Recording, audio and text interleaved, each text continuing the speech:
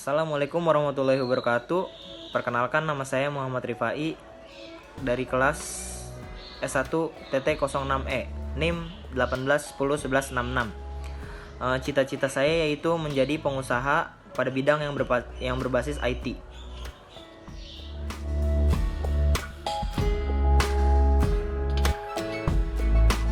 Di sini saya akan menjelaskan modul 1 tentang dasar pemrograman berorientasi objek atau PBO. PBO merupakan suatu teknik atau cara untuk membuat program yang berorientasi pada objek. Sistem ini terdiri dari komponen, kelas atau objek yang dapat melakukan interaksi dengan kelas atau objek lainnya untuk menyelesaikan suatu tugas. Hubungan antar kelas dan objek dalam PBO ditunjukkan oleh gambar 1. Nih, gambar 1 ini merupakan paradigma pemrograman berorientasi objek. Cara pendeklarasian kelas dan objek pada program dengan bahasa C++ ditunjukkan pada gambar 2. Ini merupakan program PBO sederhana. Ini kelasnya kelas X.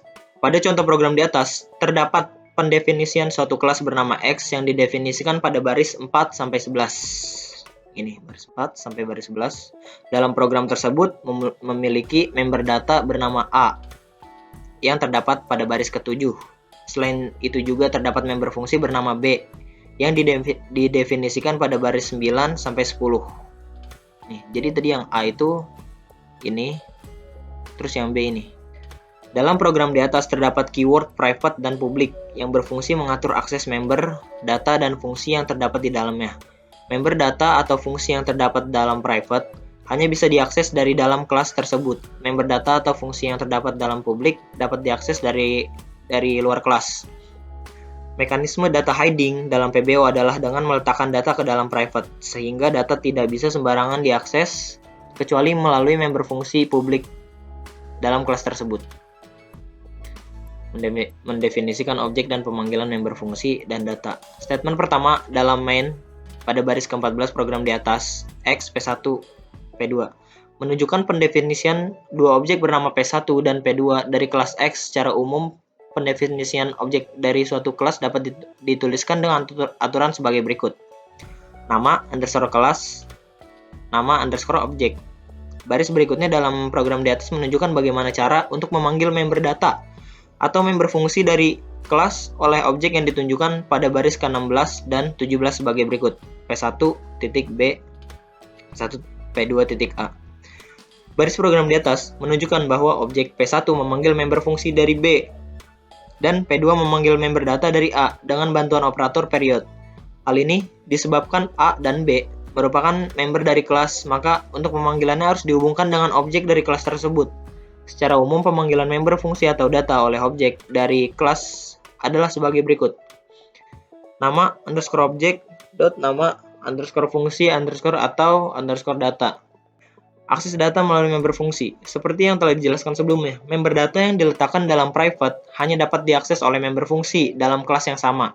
Gambar 3 menunjukkan listing program untuk memasukkan nilai ke dalam data yang terdapat dalam private melalui member fungsinya.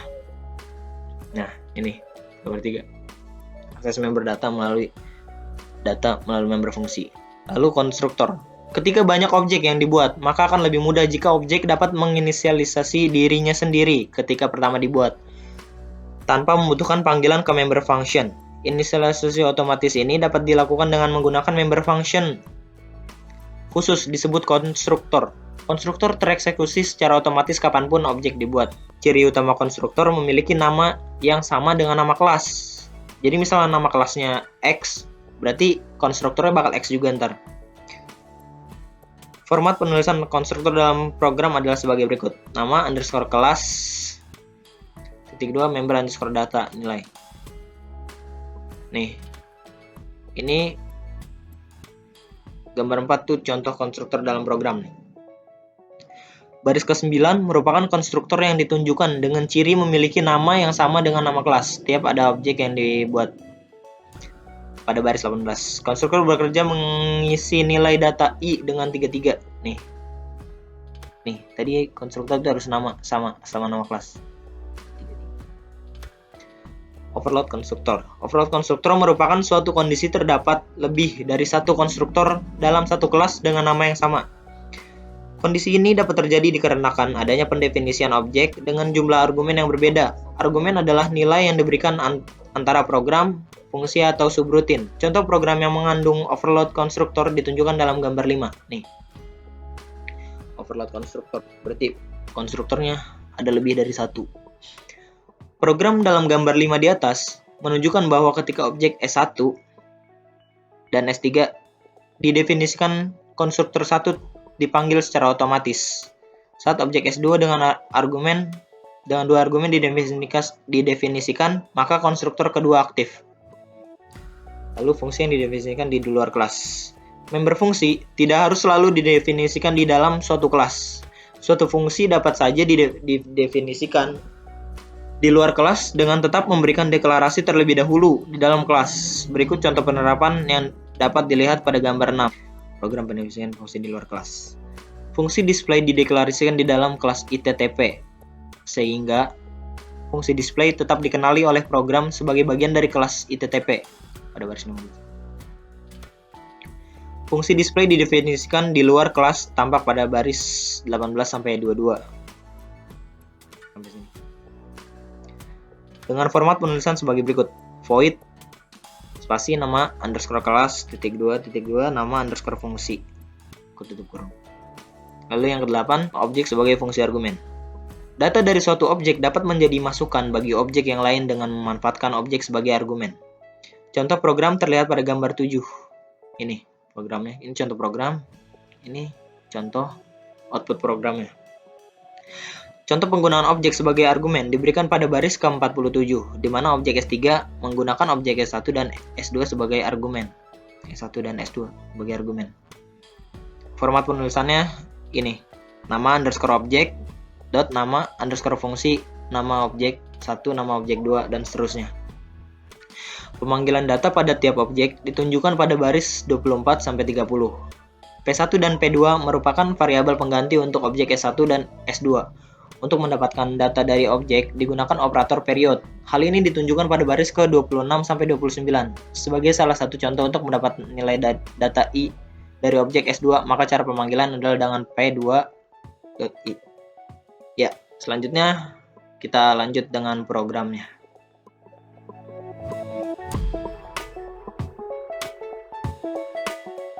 Ya, selanjutnya saya akan menjelaskan programnya. Ini adalah contoh program PBO yang sudah saya buat. Di sini nama kelasnya itu kelas mahasiswa, kelas atau objeknya mahasiswa. Terus private, integer name, float nilai IPK, integer nilai TAK.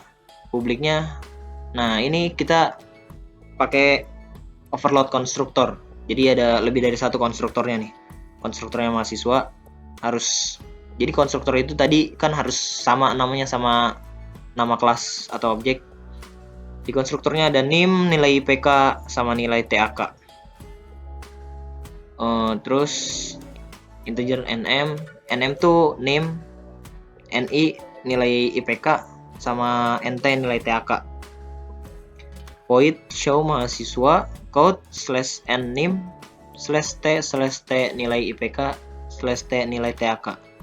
Terus void set mahasiswa, name, code /t nilai IPK /t nilai TAK.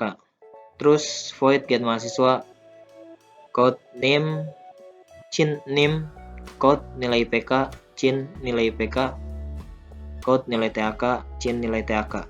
Terus integer main mahasiswa revai 1, mahasiswa revai 2, revai 3, get mahasiswa, revai 1 show mahasiswa, terus revai 2 set mahasiswa, revai 3 set mahasiswa, return 0. Lalu kita akan coba programnya, kita bakal run. Nah, nih name, kita masukin name 18 10 11 66. Ntar nilai IPK 3.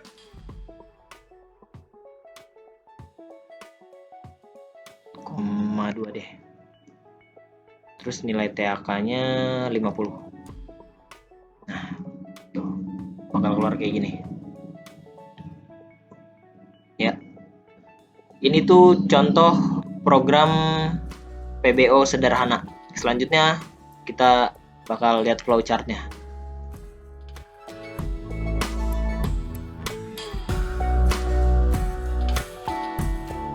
Selanjutnya ini adalah contoh flowchart dari program yang tadi. Flowchart-nya sederhana karena programnya juga program sederhana.